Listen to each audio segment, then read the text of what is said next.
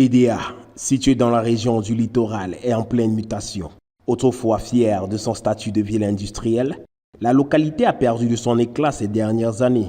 Mais aujourd'hui, cette ville est en train de retrouver son dynamisme grâce aux projets ambitieux dans plusieurs domaines. Regardez la nationale numéro 3, vous verrez le nombre d'usines qui commencent à Anec. Vous regardez la route de Tribi, là nous avons des cimenteries, usines à carreaux, usines de remplissage de gaz. C'est déjà un espoir. La désignation de cette ville par le chef de l'État comme zone économique spécialisée dans la transformation du bois est un atout majeur pour attirer les investisseurs et les entreprises qui devraient créer des emplois et stimuler la croissance économique dans la région. Nous avons tout un dispositif qui permet un niveau de transformation du bois au niveau local avec des partenaires déjà qui sont sur place. Il s'agit de créer tout un écosystème autour de la filière bois et nous croyons que dans cette dynamique, la ville d'Edea aujourd'hui est plus que prête pour relever le défi. Les autorités locales annoncent également des projets d'infrastructure pour améliorer les conditions de vie des habitants et faciliter l'accès aux services de base.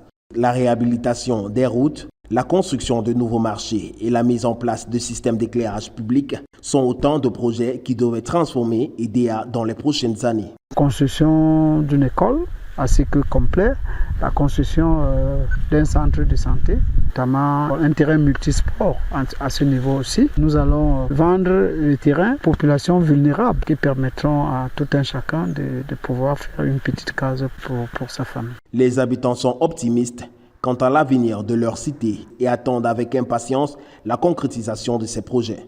La nouvelle ère de développement économique qui plane sur la ville va apporter des opportunités et des défis pour les habitants. Reste cependant que ces annonces prennent effectivement corps et ne s'évaporent pas au lendemain de l'élection présidentielle.